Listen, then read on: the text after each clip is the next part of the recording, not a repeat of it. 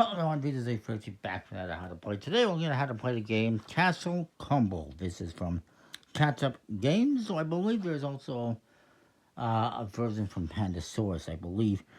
Designed by Gregory Gerard and Matthew Ursel. Followed by Stefan Escapa. It's a game that is for 2 to 5 players, ages 10 and up, in about 25 minutes. Truth be told, it doesn't have much to do with castles. But it doesn't matter. It's a pretty cool game. Oh, as I lose the insert. Basically, what you're going to be doing is drafting cards and building the best possible 9-card tableau you can build in front of you. And you get a score pad to keep score of everything. And you can see here, you're going to be scoring every card. Here's your 9-card tableau. And here you're going to be scoring the top left, top middle, top right, middle left, middle, middle on the right, etc., etc. And this is for keys. And you got keys here that are 1 and 3. These were a bit of a pain to punch out everything, but it is what it is. You also got coins here in 5 and 1. These are nice, thick, chunky coins, by the way. Just cardboard. Also, speaking of thick and chunky, you got this cool meeple thing here, which is really nice. That is the messenger pawn. Quite a few score sheets, double-sided, by the way. And in the cards, you have 39 castle cards with this gray back, and 39 village cards with a brown back. The village cards are lower value, more peasants and stuff like that, while these ones have more like royal figures, if you will. And shuffle everything up. The cards just have a smooth plastic coated finish, but it is what it is. A few things I guess we should point out.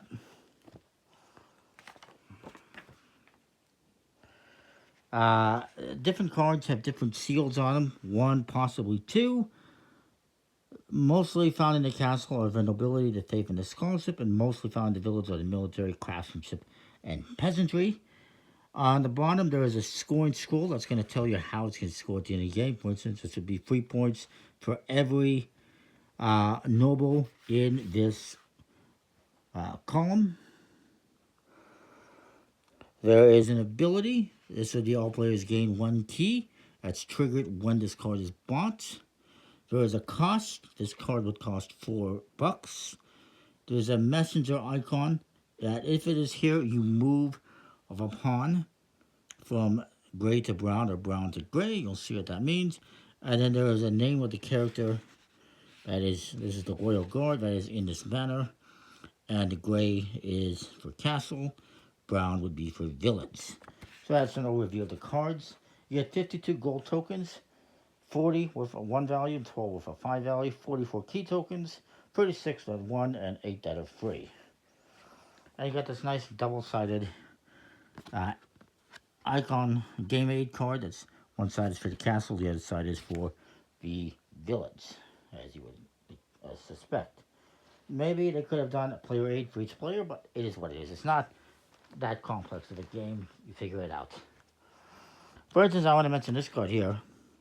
It costs $4. It has this icon. And it's $1 at the end of the game. It's going to give you $1 when you play it for every empty card in your grid. So if I put this as my first card, I'm going to have 8 empties. That means I get $8. And at the end of the game, I'm going to give you 10 points if I don't have any of the orange symbol, which is the craftsman. Just as an example. So let's look at how you play the game, how you set it up. You'll set up the keys and the coins somewhere so they're accessible. And what you're trying to do is build this 3x3 tableau. And every character will grant you an immediate ability and a scoring ability for the end of the game. Once everyone has played 9 turns and has 9 characters in front of them, whoever has the most points in their tableau wins the game. It's a pretty simple game. And I like it. So you'll shuffle the castle cards, and you will put them face down. The backs of the cards, I should mention as well, they're the same. They'll give you $6 and 2 keys if you play this in your tableau face down. It doesn't help your scoring conditions, but it can give you some money and or keys, or money and keys, if you happen to be having some financial difficulties. So you shuffle up the gray deck, reveal 3 cards face up. You'll do the same with the brown deck. I'm going to scoop these up a little bit. Each player will get some starting casts. Don't worry. You'll start this messenger pawn next to the brown cards. This is where these symbols come into play. If I buy this card, see how it has the messenger symbol in gray? That means I would move it this way. Otherwise, if you want to move it, you have to spend keys to move it. But it's going to start off here. Hopefully that makes sense. Each player is going to get, we'll do 2 players here, 15 gold, 2 5s, and 5 1s. Something like that. And each player also gets 2 keys to start off. I'll explain, well, I kind of mentioned what the keys do, and I'm going to scoot all this out of the way. And you're going to have 4 possible actions on your turn. You randomly select the first player, however you want. Keep it safe, no fist fights. Or sword fights, in this case. So the first thing you can do on your turn is you can spend a key. And you'd spend a key to move this to the other side if you don't want that. If you don't want the village card, you want to get one of these, you spend a key and move it. 2, and that is optional, but the second thing is mandatory. You must buy a card. And then you will apply the card's ability and then move the messenger pawn and refill the display as needed. So if I get this card, which has a cost of 0, by the way, it does not move the messenger. He stays there. But if I buy one of these 2, I have to move the messenger as per the symbology on the side. So let's say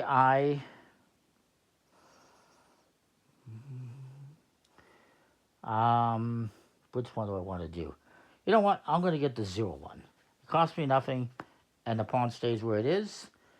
It's going to give me $2 per craftsman, so I get $2. It doesn't cost me anything, and I already made $2. Then I refill the market. I would move this if necessary. There is no movement symbol, so I don't move them. Only if it has this brown symbol or this gray, these 2 triangles that's pointing up or down, that's the only time you move it. This, move it up, and this one you would move it down. Only if those symbols are on the cards. Hopefully that makes sense. So then my opponent's going to go, maybe he gets this one, $2. He spends $2, he gets that one, refills the market. It does not move anything. This one would give him $2 for each money bag card. That's this. But he only had, well, he technically gets this. So he's going to get $2 back. So it costs him nothing as I lose $1. Now what this means, at the end of the game, he could put gold on this card, up to 9 gold, and he would get 2 points for every gold that is on this. So if he had 9 gold on there, that's 18 points. So then it goes to me, and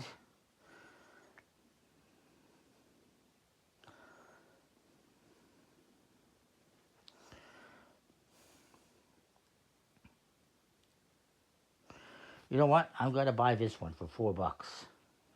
1, 2, 3, 4. I'll spend the money. It is going to move the pawn this way, and we refill the market. And the ability is I get $1 per this symbol on one of my neighbors, or 1 key, and also 1 key per purple symbol on my neighbors. It doesn't have a purple. He does have this one, so I get $1. And you just keep doing this, going back and forth. And eventually, you're going to end up with something like this. A 9x9 grid. And if I have any money, I can put some money on here. I'm going to put my $4 on here. Extra money you have, it's a good idea to spend it, because extra money, let's say I got some more keys here, is not going to benefit you. So I'm going to put these $4 on this card, and then I would score each card. So this one is the first one you score, and it's going to give you 2 points for every symbol like this in this row. There is none, so I get nothing for that one. This one is 3 points for each purple in this row. I get 3 points. This one, I guess I get 2 points. No, I don't get anything. This one, I would get 3 points because there's 1. This is not planned very well, but you get the idea. This one is going to give me 2 points for every gray. So 2, 4, 6, 8.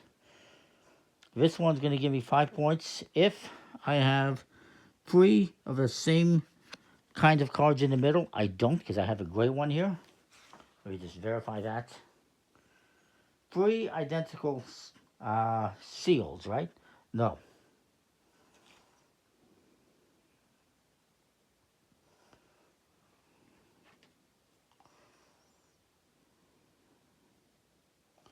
I'm trying to figure out what that one is. I think this is, if this card is in the middle, I get 5 points. So I do get 5 points for that one. This one, 9 points if the purple is missing. Unfortunately, I got one here, so it's not going to give me anything. This one, 6 points. If this card is on the left side, it's not, so it's worth nothing. This one is 1 point per money bag, so I got 1 money bag. That's 1 point. This one is 3 points for every red symbol in this row. I got just the 1, so it's 3 points. And this one is 2 points for every dollar in here, so it's 8 points because I got $4 in there. 4 is the max. The other guy had this one, it's a max of $9, so it's a much better card.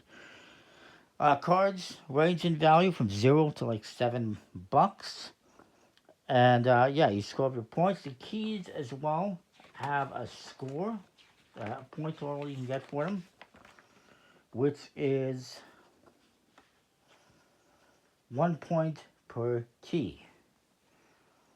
So I would get 5 points if I have 5 keys. Any money you don't have in a purse like this, you get nothing for it. So that's why it's a good idea to spend some money when you can. Overall, obviously this is a poor display of how the game can play out, but it's a really cool game. It's got some fun artwork. It has a bit of a castle theme, but it doesn't have much to do with a castle, aside from the characters. Some nice chunky tokens here, coins, the gold pieces, and decent quality cards. I really like this messenger. I like the whole idea of the game. It's a really cool game. I like it. Comment, like, subscribe, and know what you think. I recommend this one, and we'll see you next time. Thanks for watching.